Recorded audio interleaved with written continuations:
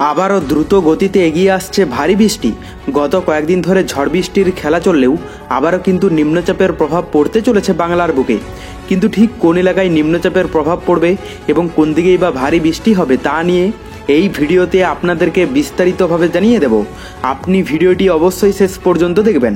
ভিডিওটি ভালো লাগলে একটি লাইক করবেন, আর এইরকমই লেটেস্ট ও হেল্পফুল ভিডিওগুলি সবার প্রথম দেখার জন্য আমাদের চ্যানেলটিকে সাবস্ক্রাইব করে পাশের বেল আইকনটি বাজিয়ে দেবেন।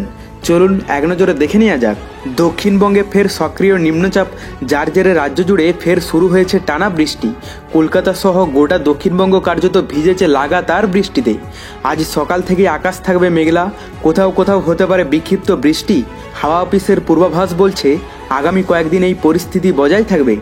বঙ্গোপসাগরের উপর তৈরি হওয়া একটি ঘূর্ণাবর্ত নিম্নচাপে পরিণত হওয়ায় দক্ষিণবঙ্গের আবহাওয়া আরও খারাপ হওয়ার আশঙ্কা রয়েছে।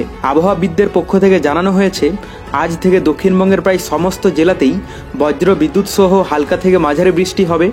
বিশেষ প্রভাব পড়তে পারে পূর্ব মেদিনীপুর, পশ্চিম মেদিনীপুর, উত্তর 24 পরগনা, দক্ষিণ 24 পরগনা, ঝাড়গ্রাম, পুরুলিয়া ও বাঁকুড়া জেলায়। এই জেলাগুলিতে জারি হয়েছে হলুদ সতর্কতা।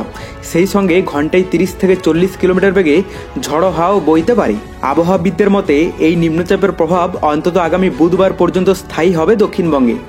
বিশেষত উপকূলবর্তী জেলাগুলিতে বৃষ্টির পরিমাণ হবে তুলনামূলক বেশি, ফলে নিচু এলাকাগুলিতে জল জমে জনজীবন ব্যাহত হওয়ার সম্ভাবনাও উড়িয়ে দেওয়া যাচ্ছে না। পাশাপাশি উত্তরবঙ্গেও সক্রিয় রয়েছে বর্ষা।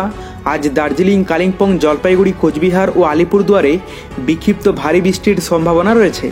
এদিকে বাংলাদেশের কথা বলতে গেলে আজ দেশের সমগ্র উপকূলীয় এলাকায় মাঝারি থেকে ভারী বৃষ্টির সম্ভাবনা আছে। দেশের উপকূলীয় এলাকায় মেঘের গতিপথ থাকবে দক্ষিণ হতে উত্তর দিকে, ও দেশের ভিতরে এবং উত্তর অংশে মেঘের গতিপথ থাকবে দক্ষিণ পূর্ব হতে উত্তর পশ্চিম দিকে। তাই এই সময় সাগর যথেষ্ট উত্তাল থাকতে পারে। 29শে জুন ঢাকা বিভাগের প্রায় 30% এলাকায়, চট্টগ্রাম বিভাগের প্রায় 70% এলাকায়, রাজশাহী বিভাগের 20% এবং সিলেট বিভাগের 25% এলাকায় বৃষ্টির সম্ভাবনা আছে। তবে পরবর্তীতে আবার কোন এলাকাগুলিতে ভারী বৃষ্টি অ্যাটাক করবে জানতে হলে আমাদের চ্যানেলটিকে সাবস্ক্রাইব করে রাখতে ভুলবেন না। আর ভিডিওটি প্রচুর পরিমাণে আপনার ফ্রেন্ডসদেরকে শেয়ার করে তাদেরকেও দেখার সুযোগ করে দেবেন। Bye bye guys.